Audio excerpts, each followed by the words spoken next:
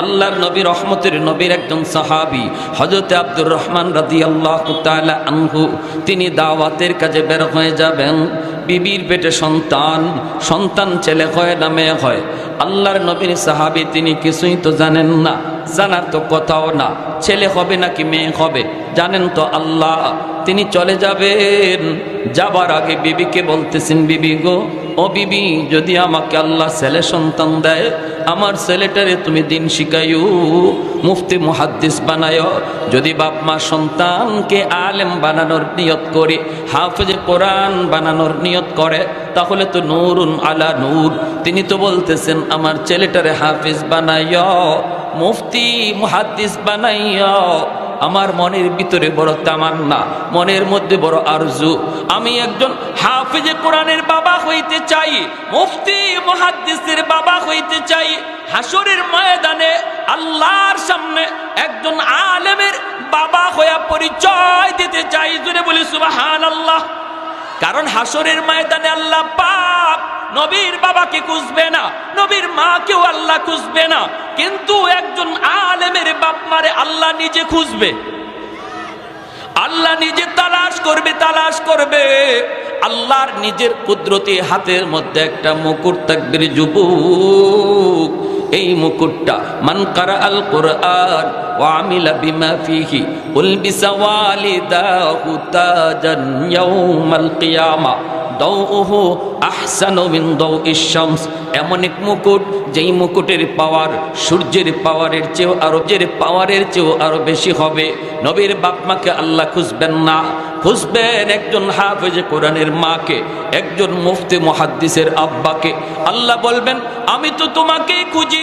দুনিয়ার জগতে মানুষ তোমাকে কত কথা বলেছে, মাদ্রাসায় ছেলেটারে দিও না, মাদ্রাসায় দিলে পরে ছেলে কি করবে, জীবনে চলবে কেমন করে, সংসার চালাবে কেমন করে, বিবি বাচ্চা পালবে কেমন করে। না না, মাদ্রাসায় দিলে নদীতে ভাসানো হয়। মানুষ তোমাকে নিষেধ করেছে, আত্মীয় স্বজন বাধা দিয়েছে, সমাজ চলতেছিল স্রোতের তালে তালে, তুমি বাপ মা চলতেছিলে স্রোতের উল্টা।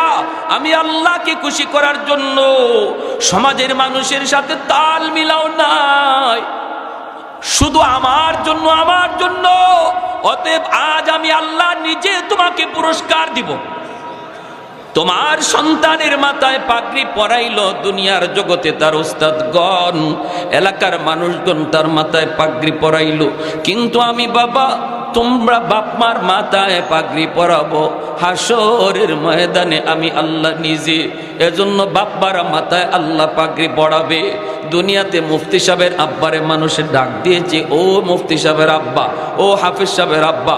হাসরের ময়দানে আল্লাহ মানুষ যেই নামে যারে ডাকে, হাসরের মাঠে আল্লাহ ওই নামেই ডাক দিবে, ও হাফিজ সাহেবের আব্বা, ও মুফতি সাহেবের মা। আল্লাহু আকবার। তিনি চলে গেলেন দাওয়াতের কাজে। এইদিকে আল্লাহর রহমতে ছেলে সন্তান হইছে। ছেলে সন্তান মেয়ে সন্তান দেয় কে? হ্যাঁ, ছেলে দেয় কে? মেয়ে সন্তানও দেয় কে? সবারই একই আছে তো না, কোনো ঝামেলা আছে? তাহলে মেয়ে সন্তান হলে স্ত্রীর উপরে রাগ করেন কেন? গোসা হন কেন? বাপের বাড়ি পাঠাইয়া দেন কেন? 3 দিন কথা বলা বন্ধ। ছেলে হলে গরু জবাই করে, মেয়ে হইলে খবরই দেয় না। হ্যাঁ, তাহলে আপনি যদিও বললেন মেয়ে দেয় আল্লাহ, আপনার আচরণে বুঝাইল মেয়ে দিছে আপনার স্ত্রী, হের দোষ। ইমান থাকবে এই ধরনের আচরণ করলে? আল্লাহ নবী বলে মেয়ে সন্তান রহমত লইয়া দুনিয়াতে আসে। জোরে করেন না সুবহানাল্লাহ। মিয়া খুশি হন মিয়া, আল্লাহ আমারে 3টা মেয়ে দিছে, আমি খুশি। একটা ছেলে 3টা মেয়ে দিছে। দেখেন মেয়ে হইলে কি হয়। আমার বড় মেয়েটা কালকে ফোন দিছে, বড় মেয়ে দিছে না, ওরা গেছে নানার বাড়িতে বেড়াইতে। ওর মা ফোন দিছে, ফোন দিয়ে বলতেছে তোমার মেয়ের সামলাও। আমি বললাম কি হয়েছে? 14 বছর বয়স, 14-15। এরপর ওর নানু ফোন দিছে, বাবা তোমার মেয়েটারে বুঝ দাও। আমি কি হয়েছে, ঘটনা কি? হঠাৎ করে মেয়ে রাত যখন 12টা বাজে ওর মা আমার ফোন দিছে, কোথায় আছেন? আমি বললাম যে আমি অমুক জায়গায়, অনেক দূরে। এতটুকু শুনছে শুধু মার কাছ থেকে। আর আমি বলছিলাম যে আজকে একটু গ্যাসের প্রবলেম হইতেছে, বুকটা ব্যথা করে। এরপরে আমার মেয়ের কান্না শুরু হয়েছে। কান্না কারে কয়? নানি বুঝ দিতে পারতেছে না, খালায় বুঝ দিতে পারতেছে না, মায় বুঝ দিতে পারতেছে না, কানতে কানতে অস্থির শুধু এই কথা কইয়া, আমার আব্বা এত কষ্ট করে, আমার আব্বু এত কষ্ট করে, আব্বুরে পাই না, আব্বু কখন কোথায় থাকে, আব্বুর এখনই চুল পাইকে গেছে, এখনই দাড়ি পাইকে গেছে, এই কথা কইয়া হাও মাও করে ফুফায়া কানতেছে। বলেন আপনি, এতটুকু খবর পাওয়ার পরে একজন বাবার কলি যায়, তখন কি তুফান শুরু হয়। আমার অজরে চোখ দিয়া পানি ঝরতে শুরু হয়েছে। আমি মেয়েটার ফোন ধরে খালি গেছি, আম্মু আব্বু ভালো আছি, আব্বুর ব্যথা ছিল, ব্যথাটা কমে গেছে, তুমি কাঁদো না। তো আমার সাথে কথাই বলতে পারতেছে, শুধু বলতেছে আব্বু তোমার শরীরটা ভালো আছে, আব্বু তোমার শরীরটা ভালো আছে। আর এই মেয়ে সন্তান হইলে পরে আপনি মন খারাপ করেন। এটা জাহেলদের, জাহিলি যুগের খাসলত, আইয়ামে জাহিলিয়াতের খাসলত ছিল এটা। হযরত আব্দুর রহমান রাদিয়াল্লাহু তাআলা আনহুর ছেলে সন্তান হয়েছে। মা কেমন মা চিন্তা করেন, স্বামী নাই, স্বামী তো দাওয়াতের কাজে বের হয়েছেন। মা ছেলের নাম রাখলেন রবিয়াতুর রায়। হাদিসের বহুত বড় একজন রাওয়ী, হাদিস শাস্ত্রের বহুত বড় একজন মুহাদ্দিস, বহু হাদিসের রওয়ায়াত যার থেকে বর্ণিত। এমন একটা সন্তান দুনিয়াতে আসলো, আর মা শিশুকাল থেকে ধর্মীয় পরিবেশে তারে বড় করতেছেন। অসুবিধা দিতেছে আপনাদের ধর্মীয় পরিবেশে, কারণ একজন মা বাবার চেয়ে সন্তানের ব্যাপারে বেশি দায়িত্বশীল এবং বেশি জবাবদিহিতা মাকে দিতে হবে। আল্লাহর নবী বলেন, আল মারআতু রাইয়াতুন আলা বাইতি যাওজিহা ওয়া ওয়ালাদিহি। মাকে আল্লাহ জিজ্ঞেস করবে, তুমি তোমার স্বামীর ঘরের সমস্ত মালের হেফাজত করছো কিনা, এক প্রশ্ন। দ্বিতীয় প্রশ্ন, ওয়া ওয়ালাদিহি, তার সন্তানের লালন পালন কিভাবে করছো, সন্তান দেখাশোনা কিভাবে রাখছো। কারণ হলো সন্তান বাবার চেয়ে মাকে বেশি টাইম পায়। গর্বে ছিল তাও মায়ের সাথে, দুধ খাইছে তাও মায়ের সাথে, একটু বড় হয়েছে তাও মায়ের কাছেই, বাবা বাহিরে কাজকর্মে থাকে। এজন্য সন্তান মাকে বেশি টাইম পায় বিদায় মার আমলের আসর সন্তানের উপরে বেশি পড়ে, সন্তানের উপরে বেশি পড়ে। বাবার চেয়ে মার আমলের আসর বেশি পড়ে। মা যদি নেককার হয়, আশা করা যায় সন্তানও নেককার হয়। মা যদি বদকার হয়, সন্তানও বদকার হয়। মা যদি পেটে সন্তান নিয়ে বেশি বেশি টক খায়, সন্তান বড় হইয়া টক প্রিয় হয়। মা সন্তান পেটে নিয়ে যদি বেশি বেশি মিষ্টি খায়, সন্তান বড় হইয়া মিষ্টি প্রিয় হয়। মা সন্তান পেটে নিয়ে যদি বেশি বেশি গান শুনে, সন্তান গানের মাস্টার হয়। মা সন্তান পেটে নিয়ে যদি কোরআন তেলাওয়াত বেশি বেশি করে, এই সন্তান বড় হয়ে কোরআনের হাফেজ হয়। কারণ আসর মায়েরটা বেশি পড়ে।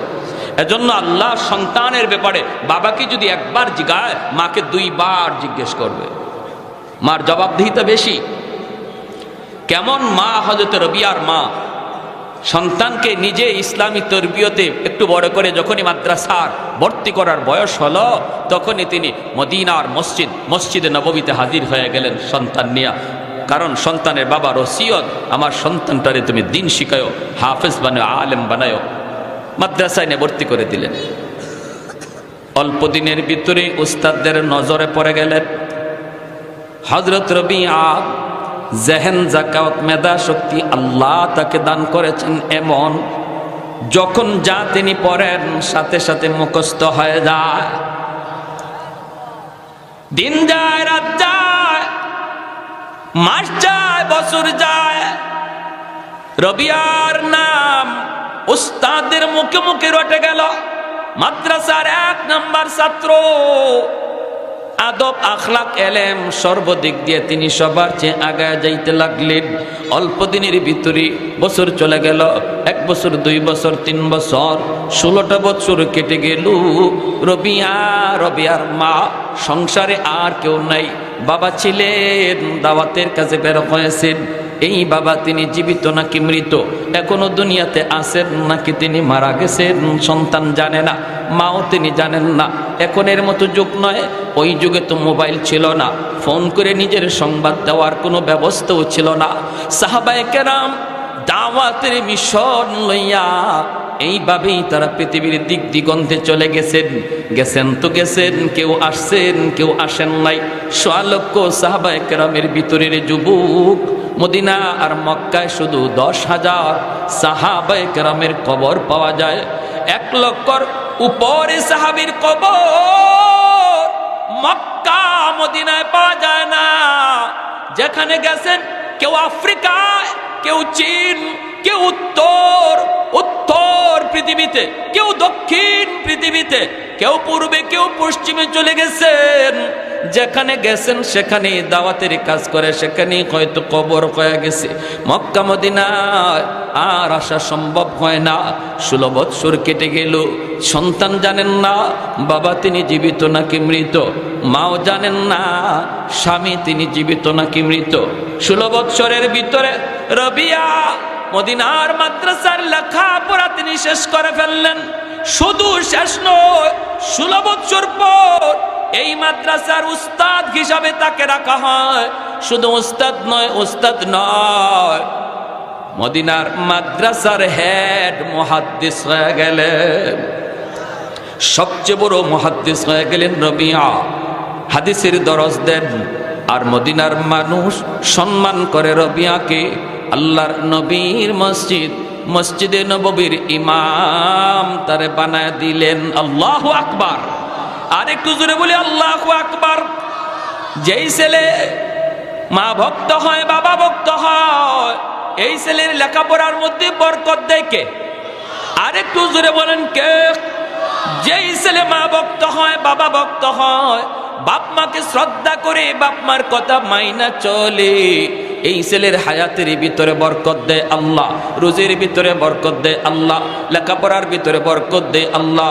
16 বছরের ভিতরে রবিয়া তিনি তো মদিনার মাদ্রাসার হেড মুহাদ্দিস, আবার মসজিদে নববীর ইমাম হয়ে গেলেন। চতুর্দিকে রবিয়ার সুনাম, চতুর্দিকে সুনাম, মার কলিজা শীতল হয়ে যায়। একদিন 16 বৎসর পর রবিয়া মায়ের কাছে দাঁড়ায় আছেন।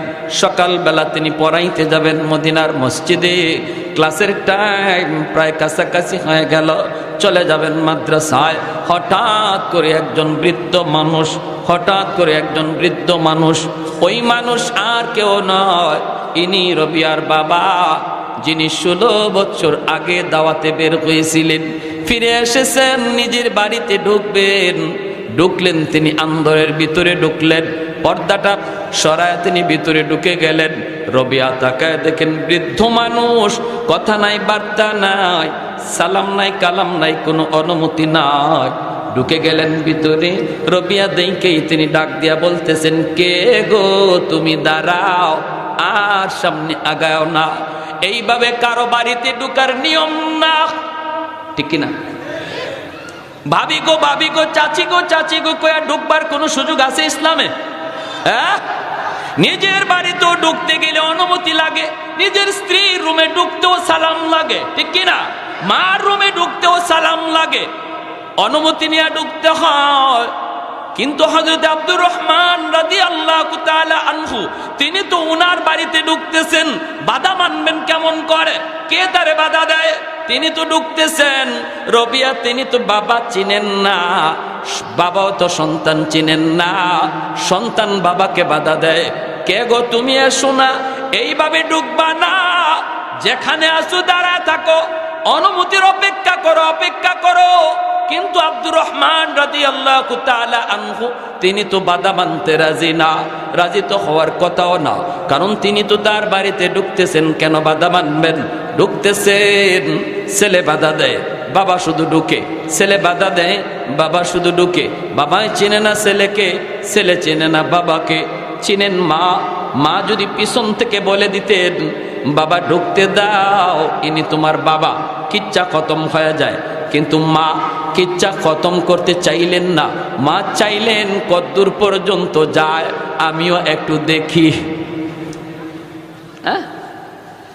মা যদি বাধা দিতেন, মা যদি কিছু বলতেন, সমাধান হয়তো হয়ে যেত, কিন্তু রবিয়া বাধা দেন। আর হযরত আব্দুর রহমান তিনি ভিতরে ঢুকেন। এক পর্যায়ে কেউ কারো বাধা মানতেছে না। রবিয়ার মা পিছন থেকে ডাক দিয়ে বলেন, বাবা, বৃদ্ধ মানুষ ঢুকে যখন পড়েছে রে, বাধা দিও না। বৃদ্ধ মানুষ ঢুকেই যখন পড়েছে, বাধা দিও না।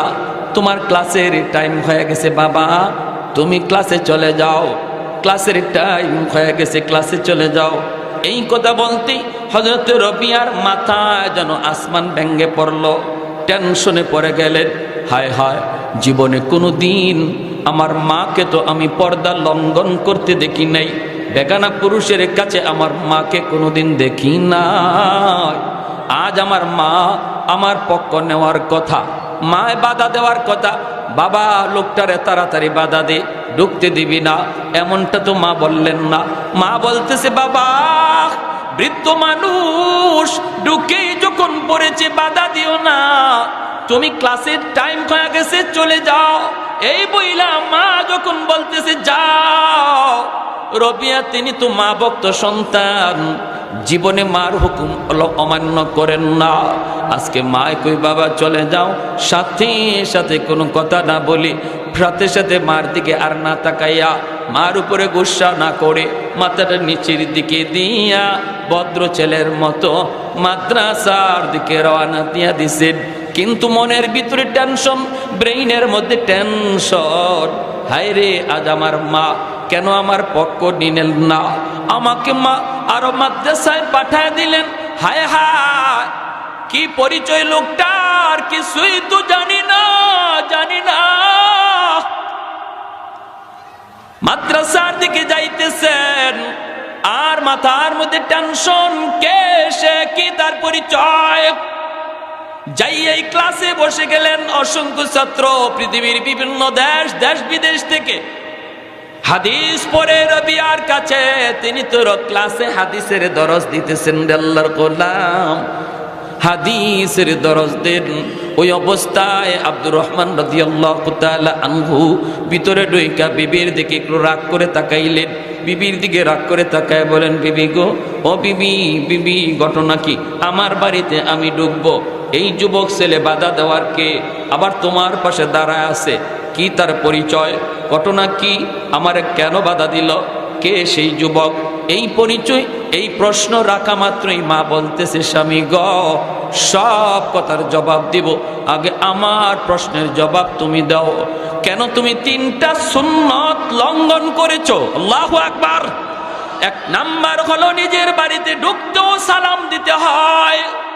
কেন তুমি সালাম দিলা না? সালামের জবাব পেলে, উত্তর পেলেও ঢুকতে হয়। কেন তুমি সালাম দিলা না? নিজের ঘরে ঢুকতেও মায়ার নবী সারা জীবন সালাম দিয়েছেন, ঠিক না? এটা আমার নবীর দাইমি সুন্নত।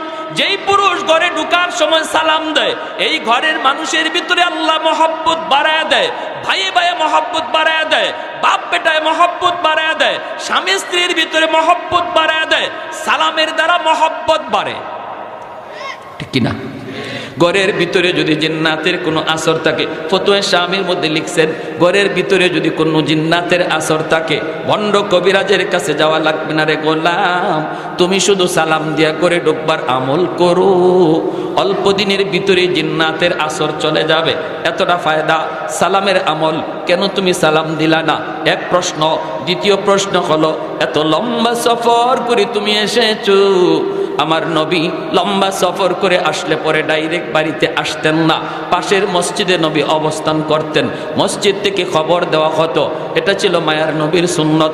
এখনো চিল্লা থেকে আসার পরে, তবলিগের চিল্লা থেকে আসার পরে শিকায় দেওয়া হয়, ডাইরেক্ট ঘরে যাওয়া যাবে না, মসজিদে অবস্থান করো, ওখান থেকে বাড়িতে খবর দাও। স্ত্রী কোন হালতে আছে তুমি জানো না, মসজিদ থেকে খবর পাঠালে সে তোমার জন্য প্রস্তুতি নিয়ে বসা থাকবে। এটা আমার নবীর সুন্নত, নবীর সুন্নত। কেন তুমি এই সুন্নতটা লঙ্ঘন করলা? 3 নাম্বার হলো, এত লম্বা সফর, 16টা বৎসর তোমার কেটে গেল। যেই নবী রওজা জিয়ারত ঘুম আসতো না গো স্বামী, এত লম্বা সফর করে এসেছো, তুমি কি আমার নবীর রওজা জিয়ারত করবা না? জোরে বলি আল্লাহু আকবার, আর একটু জোরে বলি আল্লাহু আকবার। कौनैन मुख्तार खुदा तुमको बनाया, नागे तुम्हारे अरबी है, ताजदार मदीना है तुम्हारे अरबी है, अशजार ने देते हैं नबूवत के शहादत, तशकीक कमर में है तो अंगुल की इशारात, तशकीक कमर में है तो अंगुल की इशारात। একটু জোরে সুরে কোন আল্লাহু আকবার, আর একটু জোরে বলি আল্লাহু আকবার। ভাইরা আমার, স্বামী কয় ঠিক আছে বিবি ভুল হয়ে গেছে, আমাকে সংশোধনের সুযোগ দাও। চলে গেলেন তিনি সোজা মসজিদে, যাইয়া নামাজ পড়লেন, নবীর রওজার পাশে যে রওজা শরীফ জিয়ারত করলেন। হঠাৎ করে আব্দুর রহমান তাকায় দেখেন নবী রওজার পাশে বসে বসে ওই যুবক, যেই যুবক কিছুক্ষণ আগে তার বিবির পাশে দাঁড়ানো ছিল, চেহারাটা পূর্ণিমার চাঁদের চেয়েও বেশি সুন্দর, ঝলমল ঝলমল করে আমার নবীর হাদিস পড়ায়, মসনদে বৈশা অসংখ্য ছাত্র হাদিস শুনে। আর কোথায় কোথায় কয় রওজার কিনারায়, কোথায় কারে শোনায়? রওজা ওয়ালারে শোনায়। এই দৃশ্য দেখা মাত্র আব্দুর রহমান রাদিয়াল্লাহু তাআলা আনহুর চোখ থেকে দর দর করে পানি ঝরতে লাগলো, কাঁদতেছেন আর বলতেছেন, মালিক তুমি যদি আমাকে এমন একটা সন্তান তুমি আমাকে দিতা, তুমি যদি আমাকে এমন একটা সন্তান দিতা, আমি যদি কোন মুহাদ্দিসের বাবা হইতে পারতাম। এই চিন্তা করে হযরত আব্দুর রহমান চোখ থেকে দর দর করে পানি পড়ে আর কান্দে। হযরত রবিয়া তাকান, ছাত্ররাও তাকায়, সবার চোখ দিয়ে পানি পড়ে। রবিয়া বলে, তোমরা ক্লাসের দিকে মনোযোগী হও রে বাবারা, ওই দিকে তাকায়ও না, ওই দিকে তাকায়ও না। এইবার হযরত আব্দুর রহমান তিনি চোখের পানি লইয়া বাড়ির দিকে রওনা দিলেন। বিবির কাছে গেছেন, এখনো কাঁদতেছেন। বিবি ডাক দিয়ে কই, স্বামী গো তুমি কান্দো কেন? আব্দুর রহমান কই, বিবি গো, ও বিবি, রওজার পাশে বসা একজন যুবক, যেই যুবক কিছুক্ষণ আগে তোমার পাশে দাঁড়ানো, সে তো অনেক বড় মুহাদ্দিস, আমার নবীর শোনায় শোনায় হাদিস পড়াইতেছে।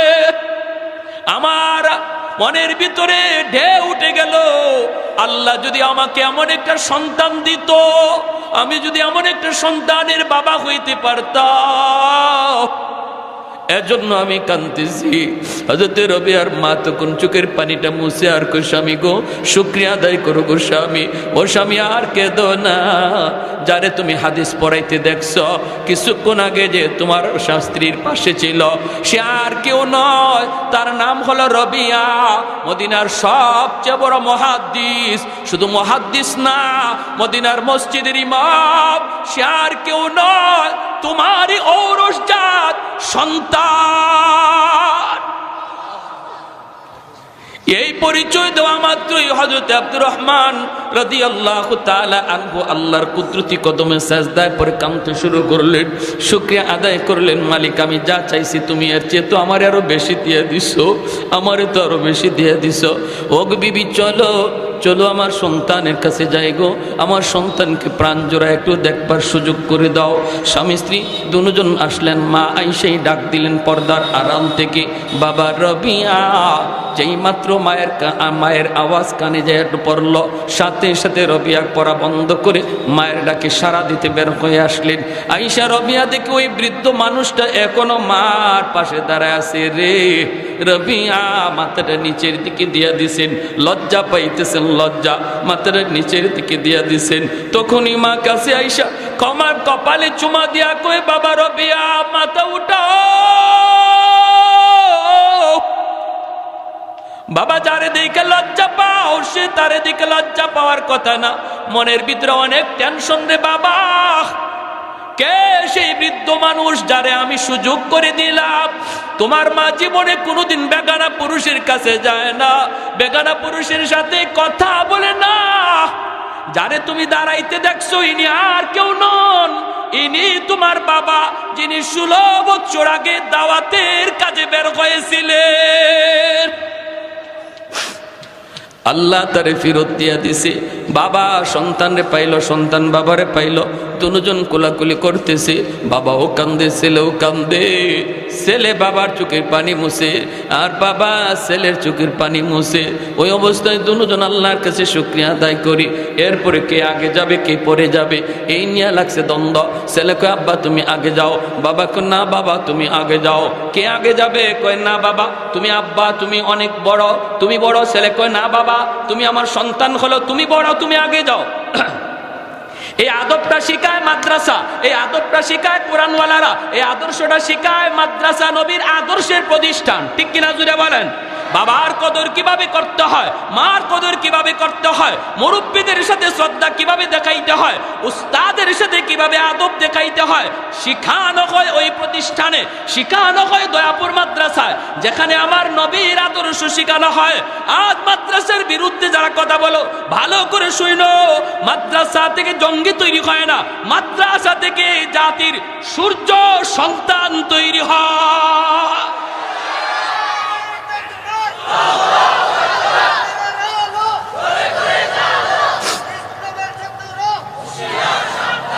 এজন্য বলতেছি বাবা যুবক একটু দিলটা নরম করে কথাগুলি শোনো।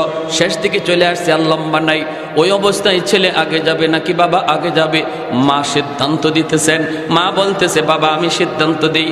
ছেলে কয় আম্মা তুমি কও কে আগে যাবে? মা কয় বাবা তুমি আগে যাও, আমরা বাপ মা তোমার পিছনে হাঁটবো। রবিয়া কয় মা কেমন করে, কি জন্য এই সিদ্ধান্ত দিয়েছো? মা কেমন মা, কেমন মা? এ দয়াপুর এলাকার মায়েরা একটু খেয়াল করে শোনা, 16 বছর স্বামী নাই। আজ তোমার স্বামী যদি বিদেশ থাকে, ছেলেরে মানুষ বানাইতে পারো না, লেখাপড়া করাইতে পারো না, নামাজি বানাইতে পারো না, ছেলে বেলাইনে ব্যাপতে চলে যাও। রবিয়ার মা স্বামী তো 16 বছর দাওয়াতের কাজে, কেমন মা ছিলেন, কেমন তরবিয়ত শিক্ষা দিয়েছেন। এই ছেলের ব্যাপারে মা বলতেছে বাবা তুমি দুনিয়াতেও তোমার আব্বার আগে, আমাদের আগে আখেরাতেও তুমি আগে থাকবে, দুনিয়াতেও তুমি আগে। ছেলে কয় আম্মা কেমনে? কয় বাবা তুমি তো মদিনার মসজিদের ইমাম, ইমাম যদি ছেলে হয়, বাবা যদি মুক্তাদি হয়, বাবা ছেলের পিছনে থাকে, ছেলে আগে থাকে, দুনিয়াতেও আল্লাহ তোমারে আগে দিয়া দিছে। আল্লাহু আকবার। আখিরাতের ময়দানেও তোমাকে আল্লাহ বলবে ইয়া মাশারাল উলামা তামাইয়াজু বাইনাহুম ইন্নী লাম আদা ফীকুম ইলমি লিউআযিবাকুম। ও উলামায়ে কেরাম, হাসরবাসী মানুষ থেকে আলাদা হয়ে যাও, আমি আল্লাহ তোমাদের দোষ ত্রুটি হাসরবাসী মানুষের সামনে জিগাবো না, হাসরবাসী মানুষকে শোনাবো না। পর্দার ভিতরে আল্লাহ উলামায়ে কেরামকে নিয়ে আসবে, পর্দার ভিতরে আনবে, আইনে জিজ্ঞেস করবে কেন তুমি এই ভুল করেছো, কেন তুমি এই অন্যায় করেছো। পর্দার ভিতরে আল্লাহ বলবে আমি কোরআন তোমার সিনায় দিয়েছিলাম জাহান্নামের আগুনে জ্বালানোর জন্য নয়, জাহান্নামের আগুনে জ্বালানোর জন্য তোমার সিনাকে আমি আল্লাহ নির্বাচন করি নাই, আমার কোরআনের আমানত হেফাজত রাখার জন্য। কেন তুমি অন্যায় করেছো? পর্দার ভিতরে আলেম বলবে আল্লাহ ভুল হয়ে গেছে, মালিক কোরআনের খাতিরে মাফ করো। রব্বুল আলামিন পর্দার ভিতরে উলামায়ে কেরামের অপরাধ আল্লাহ মাফ করে দিবে। আর আল্লাহ বলবে ওয়ালা উবালি, ওয়ালা উবালি, আমি কোরআনের খাতিরে মাফ করে দিলাম, কারো কোনো পরোয়া করলাম না, যাও তুমি জান্নাতের দিকে যাও। তখন আলেম বাবাকে খুঁজবে, মাকে তালাশ করবে, হাফেজে কোরআনরা বাপ মাকে তালাশ করবে আর বলবে মালিক আমি আমার আম্মা আব্বা ছাড়া জান্নাতে যাইবো না। সেদিনও বাপ মা আমরা পিছনে পিছনে থাকবো, তুমি আগে থাকবে, অতএব এখনো তুমি আগে যাও, আমরা তোমার পিছনে থাকবো। জোরে বলেন সুবহানাল্লাহ। এই আদর্শটা, এই আখলাকটা, এই আদবটা শিখায় এই কওমি মাদারিস। ঠিক কিনা ভাই? এজন্য কওমি মাদ্রাসায় পড়া কোনো সন্তান বাপ মারে বৃদ্ধাশ্রমে রাখছে, বাপ মার সাথে বেয়াদবি করছে, নজির নাই। বহু শিল্পপতির বাপ মা বৃদ্ধাশ্রমে পড়ে আছে, বহু বড় বড় জেনারেল শিক্ষিতর বাপ মা বৃদ্ধাশ্রমে পড়ে কষ্ট পাইতেছে, অহরহ পত্রিকার নিউজ রয়েছে। এজন্য বলি ভাই, একটাবার চিন্তা করো, একটাবার চিন্তা করো। একজন যোগ্য আদর্শ বাবা হিসাবে যদি আল্লাহর কাছে পরিচয় দিতে চাও, সন্তানকে সদকায়ে জারিয়া বানায় যাও, সন্তানটারে কোরআনের হাফেজ বানাবার নিয়ত করো, আলেমে দ্বীন বানাইবার নিয়ত করো, আল্লাহ দুনিয়াতেও কামিয়াবি দান করবে। আর যদি তা না করো, যদি জেনারেল শিক্ষায় শিক্ষিত করতে চাও, আমার অনুরোধ থাকবে তার জীবনের লেখাপড়া শুরু করো মাদ্রাসা দিয়া, তার আগে মুসলমানের সন্তান বানাইয়া তারপরে ডাক্তার বানাও। আল্লাহ আমাদের সবাই